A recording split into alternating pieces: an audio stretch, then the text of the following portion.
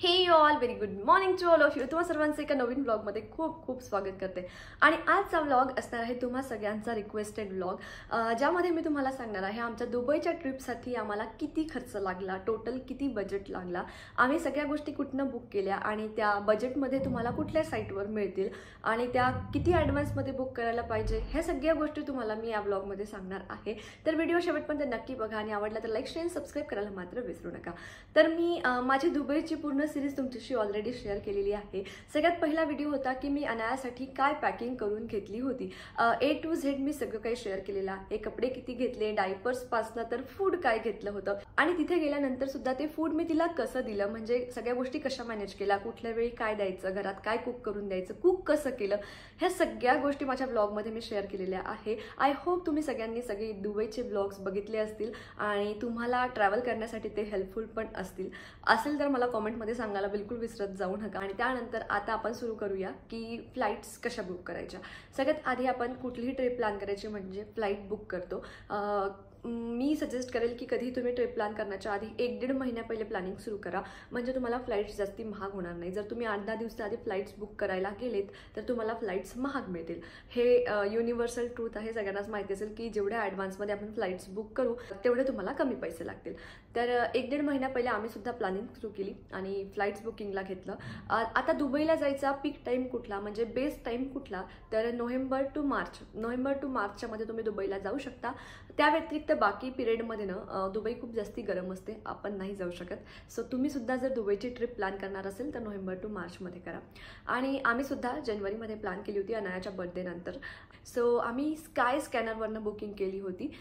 So दुबईची ticket होती 20 to 25Kच्या रेंजमध्ये. आता हे व्हेरी करेल की तेव्हा तुम्ही कधी आणि कुठल्या पिरियडसाठी बुक करता आहेत, पण जनरली एक बेसिक प्राईस जर तुम्ही पकडली तर 20 to 25K पर पर्सन तुम्हाला दुबईची रिटर्न फ्लाईट, म्हणजे जाणं येणं दोन्ही होतं त्याच्यामध्ये. सो आम्हाला 25K लागले पर पर्सन, म्हणजेच दोघांचे 50K लागले. तुमचं बाळ जर 2 वर्षापेक्षा लहान असेल तर इंटरनॅशनल तुम्हाला तिकीट लागणार नाही, फ्लाईट तिकीट. सो आम्हाला सुद्धा अनायाची तिकीट लागली नाही, दोघांची आमचे 50K मध्ये तिकीट्स झाले. हे जे सगळे साईट्स आहे ना मी तुम्हाला खाली डिस्क्रिप्शन बॉक्समध्ये मेन्शन करते. तुम्हाला सुद्धा बुकिंग करायची असेल तर तुम्ही डायरेक्टली जाऊन लिंकवर क्लिक करून तुमचे तिकीट्स वगैरे बुक करू शकता. आणि त्यानंतर मग आपण जम्प करू हॉटेल बुकिंगवर. फ्लाईट झाल्यानंतर सगळ्यात महत्त्वाचं म्हणजे राहायचं कुठे.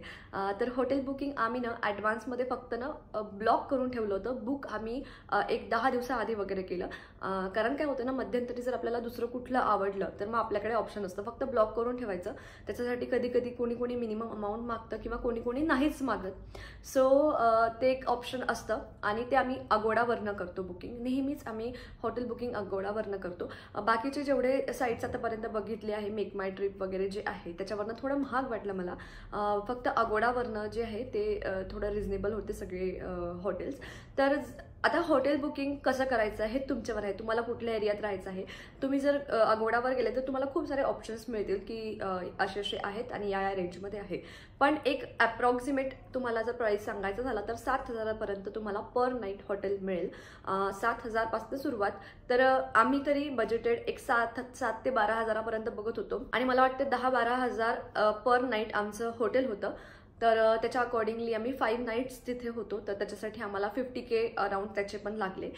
तुमचा मुलगा मुलगी 8 वर्षापेक्षा जास्ती मोठा असेल तर त्यांचे पण काहीतरी चार्जेस लागतात असं आहे. तर हे सगळे डिटेल्स तुम्ही साईटवर जाऊन चेक करू शकता. आम्हाला तरी दोघांचेच लागले कारण अनाया खूप लहान आहे. आणि पर डे हॉटेल होतं 10 to 12K. सो आपण कन्सिडर करू 10,000 हॉटेलसाठी पर नाईट अँड फ्लाईटचे 25K पर पर्सन, म्हणजे आपल्याला शेवटी बजेट किती लागला हे काढायला सोपं पडेल. त्यानंतर तिसरी गोष्ट म्हणजे आपल्याला विजा लागणार आहे. तर विजासाठी किती पैसे लागतात, तर आम्हाला एका पर पर्सनचे अडल्टसाठी अराउंड 8,000 म्हणजे 7,900 लागले होते. रोशनचे आणि माझ्या आठवणे 16,000 झाले. चाइल्डचे 1500 रुपये लागले. तर तिचे कमी होते आणि आमचे थोडे जास्त, त्याच्यामुळे मग असं टोटल आम्हाला 17,500 रुपये विजाचे लागले. जर तुमचं सुद्धा असंच असेल म्हणजे 2 अडल्ट्स प्लस एक चाइल्ड तर तुम्हाला सुद्धा 17,500 रुपये विजाचे लागणार आहेत. आता हे ज्या सगळ्या बेसिक गोष्टी झाल्या म्हणजे हॉटेल झालं, त्यानंतर फ्लाईट झाले, त्यानंतर विजा झाला. मग आता तिथे गेल्यावर तुम्हाला बघायचं आहे सगळ्या गोष्टी, त्याच्यासाठी सुद्धा प्रत्येक गोष्टीची तिकीट लागते. आणि सगळ्यात आधी आपण बोलू बुर्ज खलिफाबद्दल. जर तुम्ही दुबईला चालले म्हणजे बुर्ज खलिफा जाणारच, तर त्याची तिकीट किती लागते? तर आम्हाला 4 ते 5,000 रुपयाची तिकीट लागली होती. आता ते डिपेंड करतं की तुम्ही टायमिंग कुठला घेता आहे आणि म्हणजे तिथे त्यावेळी किती रश आहे. जनरली लोकांना तिथे सनसेट बघायला जायला प्रिफर करतात, पण आम्ही तसं नाही केलं कारण आम्हाला ना अनायाच्या सोयीनुसार जायचं होतं. तिथे खूप गर्दी पण असते म्हणून आम्ही सकाळचाच टाईम चूज केला होता. जर आम्ही सनसेटचा टाईम चूज केला असताना मग पहिलेच गर्दी, तिची चिडचिड वेगळी झाली असती आणि जास्ती गर्दी असल्यामुळे पण लाईन पण खूप लंबी असती, तशीच तर खूप लंबी होती. म्हणून आम्ही तर आधीच टायमिंग घेतला होता, म्हणून अकॉर्डिंगली आम्हाला 4 ते 5,000 रुपये लागले. जर तुम्ही 2:30च्या आधीचा टाईम घेतला तर हे पैसे लागतील. 2:30च्या नंतरचा टाईम घेतला तर तुम्हाला गर्दी पण फेस करावी लागेल, प्लस थोडेसे पैसे पण जास्ती लागतील. आणि आम्ही जेव्हा बुकिंग करायला गेलो होतो ना, त्यावेळी आम्ही इथनं बुकिंग करून नव्हतो गेलो. आम्ही म्हटलं तिथेच डिरेक्टली बुकिंग करू. तर आता बुकिंग कशी करायची?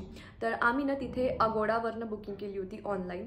अगोडा, क्लूक असे 2-3 साईट्स आहेत, मी खाली मेन्शन करते तुमच्यासाठी लिंक्स. तुम्ही सगळीकडे चेक करू शकता प्राइजेस किती आहे आणि कम्पेअर करू शकता की कुठे कमी आहे. त्यावेळी जिथे जिथे कमी असेल त्यावेळी तुम्ही तिथनं बुक करू शकता. आणि आम्ही काय केलं होतं, बल्कमध्ये बुकिंग केली होती. म्हणजे aquarium plus under water zoo plus Burj Khalifa तिन्ही एकाच ठिकाणी आहे. तुम्हाला वेगवेगळं जायची गरज नाही आणि एकाच दिवसात सगळ्या गोष्टी कव्हर होऊ शकतात. तर म्हणून आम्ही एकत्र तिकीट बुक केली तर आम्हाला थोडीशी प्राईस कमी पण लागली होती. तर ह्या सगळ्या गोष्टी आहे बुकिंग करताना तुम्ही लक्षात ठेवू शकता की ॲक्वेरियम, झू, त्यानंतर बुर्ज खलिफा ह्या 3 गोष्टी एकत्र बुक करा, म्हणजे तुम्हाला थोडे कमी पैसे लागतील. तर याचा बजेट आपण 5,000 रुपये पकडून चालू. जर तुम्ही जास्तीत जास्त म्हणजे मी तुम्हाला काय गोष्टी सांगितल्या त्या जर तुम्ही त्याच्या व्यतिरिक्त केल्या तर तुम्हाला जास्ती पैसे लागतील. बाकी 5,000 रुपीज फॉर बुर्ज खलिफा. आणि त्याचबरोबर ॲक्वेरियम आणि जे अंडर वॉटर झू होतं त्याचं आम्हाला 4,000 लागले पर पर्सन. तरी 10,000 रुपयामध्ये सगळं होतं, ॲक्वेरियम, अंडर वॉटर झू आणि बुर्ज खलिफा. तीनही गोष्टी 10,000 रुपये पर पर्सन तुम्हाला लागतील. त्यानंतर आम्ही दुसऱ्या दिवशी गेलो होतो पाम व्ह्यूला आणि तिथली तिकीट फार नव्हती, 2,500 पर पर्सन अशी तिथली तिकीट होती. आणि तिथे वरती जाऊन तुम्ही बघितलं असेल, माझे व्लॉग्स बघितले असेल तर तुम्हाला पामचा पूर्ण व्ह्यू बघायला मिळतो. आणि ते झाल्यानंतर आम्ही गेलो होतो ग्लोबल विलेजला. तिथली तिकीट पण फार नव्हती, 750 रुपीज फक्त तिकीट होती. आणि हे तुम्हाला मी सगळं इंडियन करन्सीमध्येच सांगत आहे की तिकीट किती लागली. आणि त्यानंतर आम्ही गेलो होतो प्रायव्हेट याच बुक केली होती आम्ही. तर आम्ही तिथे जाऊन बुक केली होती ती, म्हणजे डिरेक्टली आम्ही काही ऑनलाईन वगैरे बघितले होते प्राइजेस, पण प्राइजेस खूप होते म्हणून आम्हाला प्रायव्हेट करायचा काही प्लॅन नव्हता. तिथे शेअरिंगमध्ये पण असतं, एका बोटमध्ये 8 जण असतात. आम्ही तसंच काहीतरी करणार होतो, पण तिथे गेलो आणि थोडीशी इन्क्वायरी केली तर आम्हाला माहिती पडलं की ते बार्गेनिंग होतं. आणि बार्गेनिंग करून आम्ही ना तिथे 12 ते 13 हजारामध्ये आमची प्रायव्हेट बोट बुक केली, कारण आम्ही 5 जण ऑलरेडी होतो, अनायाला पकडून 6 होतो. तर 2च म्हणजे 3च लोक दुसरे लागणार होते. आणि शेअरिंग केली असती तर हार्डली 2-3 हजार वाचले असते किंवा 3-4 हजार वाचले असते. मग आम्हाला असं वाटलं की पर पर्सन 1,000 रुपीज जरी जास्ती जात असेल तरी पण काही प्रॉब्लेम नाही, आपण मस्त प्रायव्हेट आपलं 1 तास फिरू शकतो. तर तिथे आम्हाला 12 ते 13 हजार रुपये लागले आणि त्याच्यामध्ये आम्ही मस्त 1 तास खूप जास्ती एन्जॉय केलं. आणि तो एक्सपिरियन्स ना खरंच खूप छान होता. तर तुम्हाला पण मी सांगेल, जर तुमच्याकडे 4 ते 5 माणसं असतील तर तुम्ही काही शेअरिंगमध्ये जाऊ नका, थोडेसे पैसे जास्ती देऊन मस्त प्रायव्हेट बोटमध्येच जा. आणि हां, तुम्ही जर ते ऑनलाईन बुक करायला गेले प्रायव्हेट याच तर तुम्हाला 23-24 हजार रुपये ऑनलाईन दाखवेल आणि तेच आम्हाला 12-13 मिळालं. तर आम्हाला खूप छान डील मिळाली होती. आणि त्यानंतर परत एक टुरिस्ट अट्रॅक्शन पाहायला गेलं तिथे तुम्ही, तर ते आहे दुबई फ्रेम. आम्ही सुद्धा गेलो होतो. याच्या व्यतिरिक्त पण खूप साऱ्या गोष्टी आहे, पण आमच्याकडे जेवढा वेळ होता, जेवढे दिवस होते त्याच्यात आम्ही ह्या गोष्टी प्लॅन केल्या होत्या आणि त्या सगळ्यांचे प्राइजेस मी तुम्हाला सांगते आहे. तर दुबई फ्रेमचे पर पर्सन 1200-1300 रुपये तिकीट आहे आणि फार तिकीट नाही आहे दुबई फ्रेमची. तिथे सुद्धा मस्त स्काय वॉक आहे, मुलांना खूप मजा येते करायला. त्याच्या व्यतिरिक्त तुमच्याकडे जर दिवस असेल तर तुम्ही डॉल्फिन शो बघू शकता. मी सगळ्यांकडनं ऐकलं, तो खूप छान आहे. त्यानंतर काही गोष्टी अबुधाबीमध्ये आहे. आम्ही अबुधाबी प्लॅनच केलं नव्हतं कारण आम्हाला ना अनाया असल्यामुळे फार मोठी ट्रिप पण प्लॅन करायची नव्हती. एक 4-5 दिवसाचीच ट्रिप प्लॅन करायची होती. तर त्याच्या अकॉर्डिंगली सगळ्या गोष्टी प्लॅन केल्या आणि मग त्या तशा व्हिजिट केल्या. बाकी कुठल्याच गोष्टीची तिकीट लागत नाही. त्यानंतर येतं इंटरनल ट्रॅव्हल. ते कसं करायचं? आता तिथे 2-3 ऑप्शन्स अवेलेबल आहे. सगळे सोयीस्कर आहे, तुमच्याजवळ बाळही असेल तरी तुम्हाला काहीच प्रॉब्लेम होणार नाही. तुम्ही बाळाला घेऊन मेट्रोमध्ये खूप इझिली ट्रॅव्हल करू शकता, कारण प्रत्येक ठिकाणी लिफ्ट आहे. असं काही नाही की तुम्ही स्ट्रॉलर घेऊन आहे तर तुम्हाला एलिव्हेटर्सनी जावं लागेल आणि कसं जाऊ प्रश्न पडेल. ट्रेनमध्ये जागा पण असते, धक्काबुक्की नसते, व्यवस्थित आहे, कन्व्हिनियंट आहे, काहीच प्रॉब्लेम नाही. फक्त एवढंच आहे की जर तुम्ही मेट्रोनी जाल तर तुम्हाला चालावं खूप लागेल. म्हणजे मेट्रोनी एकदा तुम्ही जर उतरले ना बुर्ज खलिफाला जायसाठी तर तुम्हाला 2-3 किलोमीटर तर चालत चालत जावं लागतं. तर ते एक आहे. ऊन लागत नाही, मॉलच्या आतमधनंच आहे, पण चालावं खूप लागतं. आणि टॅक्सीने कसं आहे तुम्हाला एकदम जागेवर उतरवून देईल. मी तुम्हाला कंपॅरिझन सांगते की तुम्हाला काय परवडतं इंटरनल ट्रान्सपोर्टसाठी. जर तुम्ही 5 लोक असेल, म्हणजे एका टॅक्सीमध्ये 4 लोक जातात आणि एक जर छोटं बाळ असेल तर चालून जातं, पण कुठे कुठे ते नाही पण म्हणतात.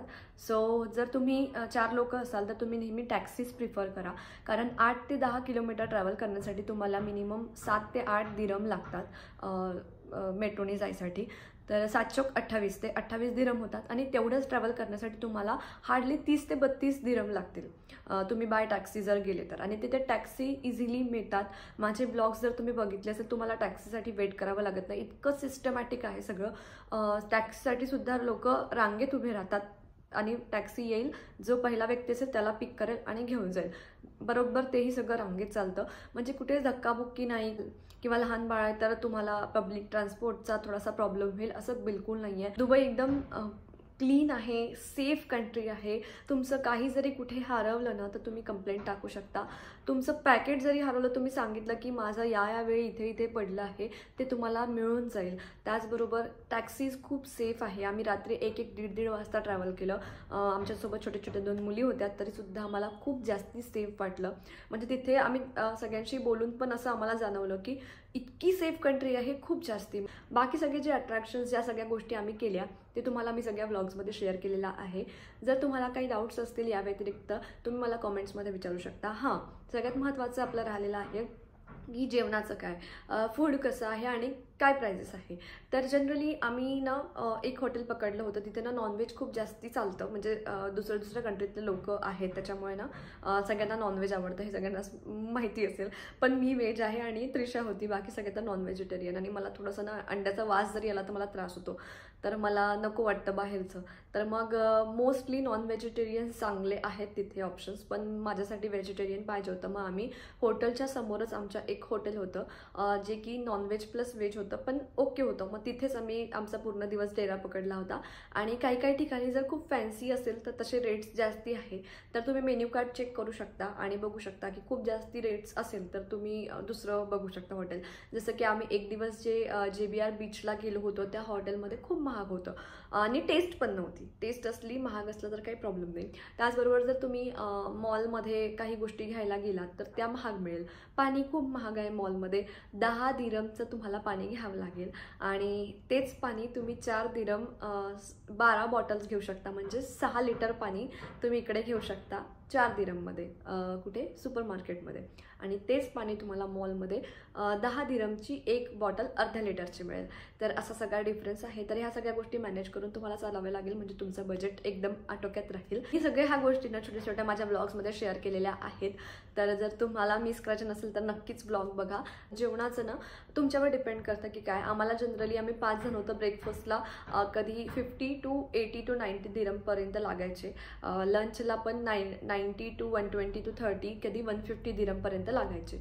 आणि डिनर पण मग तेवढंच. तर असं. आणि छोटं मोठं स्नॅक्स वगैरे तुम्ही घरून सोबत नेऊ शकता. प्लस आम्ही तर इलेक्ट्रिक कुकर होता तर त्याचा खूप यूज केला, मॅगी केली, इन्स्टंट पोहे मिळतात, तर अशा सगळ्या गोष्टी तुम्ही घेऊ शकता.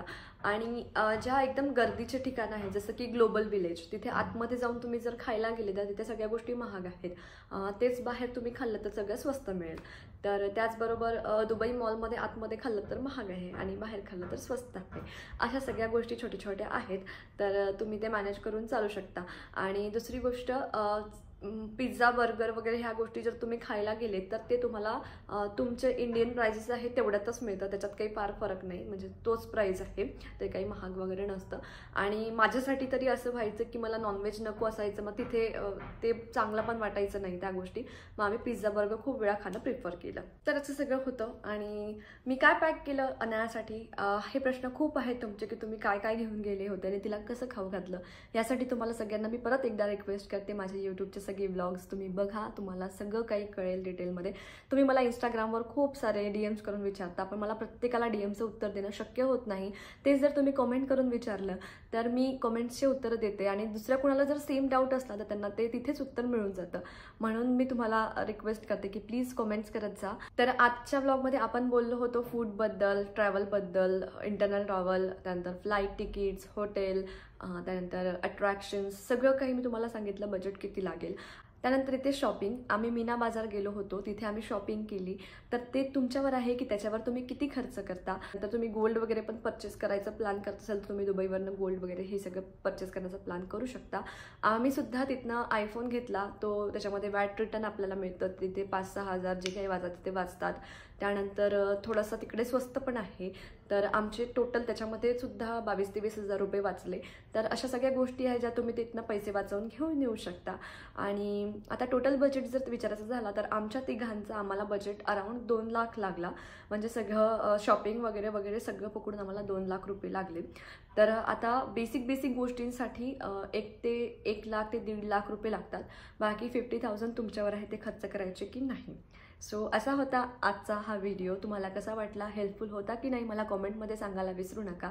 आणि तुम्हाला या व्यतिरिक्त सुद्धा काही डाऊट्स असेल तर मला तुम्ही ते सुद्धा कमेंटमध्ये विचारू शकता. भेटूया पुढच्या व्हिडिओमध्ये. तोपर्यंत बाय.